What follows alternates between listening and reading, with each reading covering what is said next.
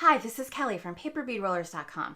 One of the things I love about paper beading is that you can create any kind of bead you like. You're only limited by your imagination and the supplies you have on hand. So today we're going to use a traditional technique to create some very unique paper beads. Let's get started.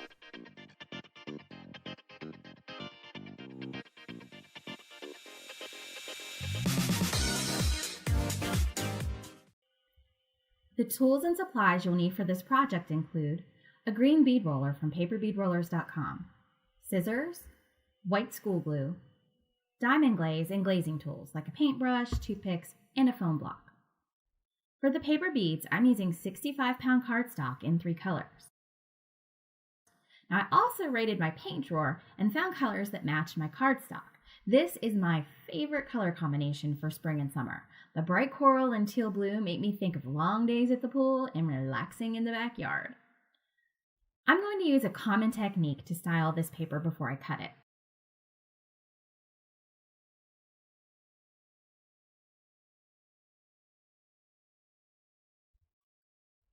Sponge painting is a very easy technique. I take each of these natural sponges, I'll just dab it gently into the paint, and then lightly on the cardstock. Now I'm going to vary my pressure and coverage to give these beads some variation. Some places the paint will be thicker, some places the paint will be thinner, some places I'll let the color of the paper shine through just a little more. I also want to be careful to get all the way to my edges. That's why if my desk looks a little bit blurry, I use some press and seal to cover my desk so that I could get right to the edge of the cardstock and not worry about getting paint all over my workspace.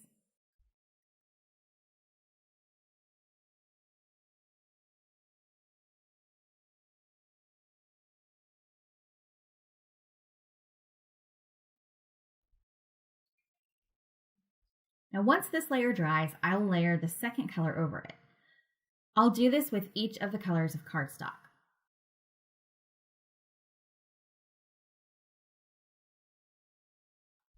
Now obviously I'm fast forwarding this so you don't get too bored watching me do the sponge painting.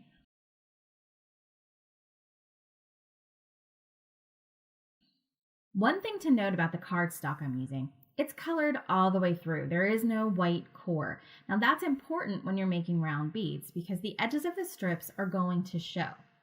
If you use paper that has a white core, you may want to color your edges or your beads will have a white look to them.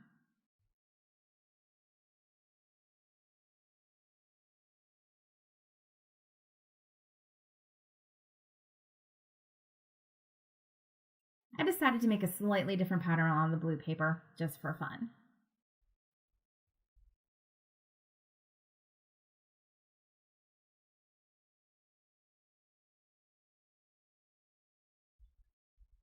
I'm going to make 8mm round beads, and to cut them, I will use my digital download files from paperbeadrollers.com.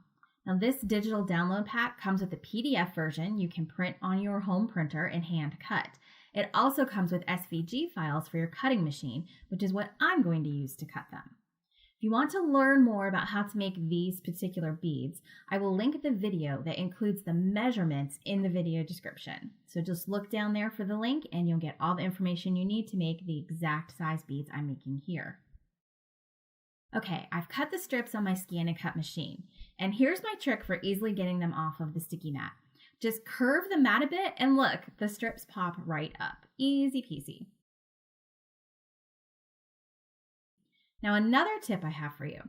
When I lay out the strip files, I do my best to use up all of the available paper, but in some files there are gaps between the strips.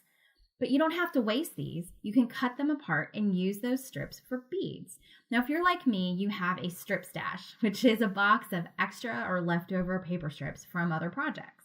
I just cut these extra between pieces apart and put them into my strip stash. Now I'll give these away when I teach classes, or sometimes I'll include them in giveaways.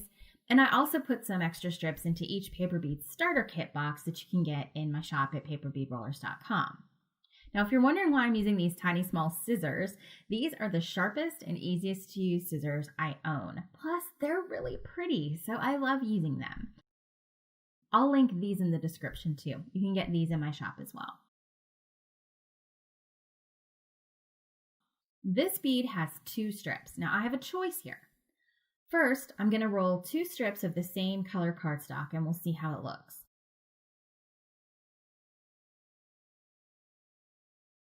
So this is going to give me a uniform bead all around.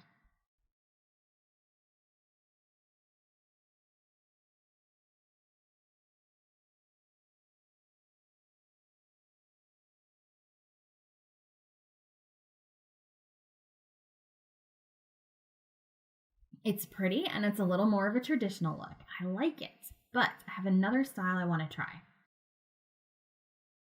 I'm going to mix up the strip colors and see what we get.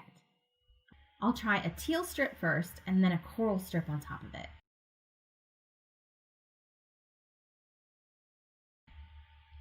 Even though the strips are different base colors, you put them together just like we did the first bead. Put them right up against the other strip, but the second strip right up against the first strip. Make sure there's no gap when you roll.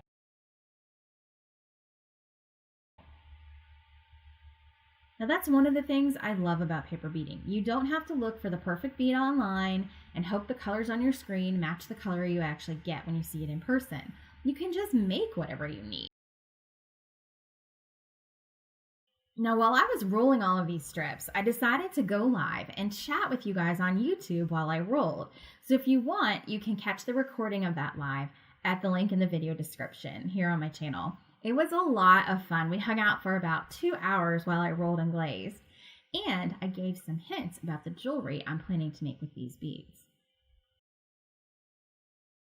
Okay, I really like this. I'm gonna go with mixing up the strips for my beads. Now it's time to glaze. I'm using diamond glaze to harden and make these paper beads water resistant. Now when you use a thicker paper like this 65-pound cardstock, you get significant ridges in your beads. The glaze fills in those ridges and helps to make your beads look more smooth and shiny. I'm going to put 3 coats of diamond glaze on this bead because I want them to be nice and smooth. Make sure that your beads dry completely in between coats. With diamond glaze, that doesn't take long at all. The first beads are usually dry by the time I get the first coat done on this small batch. And the beads are done and ready for crafting. Can you see how the glaze filled in the ridges? It's exactly what I was hoping for. Be sure to subscribe to my channel so you can see the jewelry I'm going to make with these beads. And join me over on Facebook in the Paper Bead Fanatics group so I can see what you're working on. Happy rolling!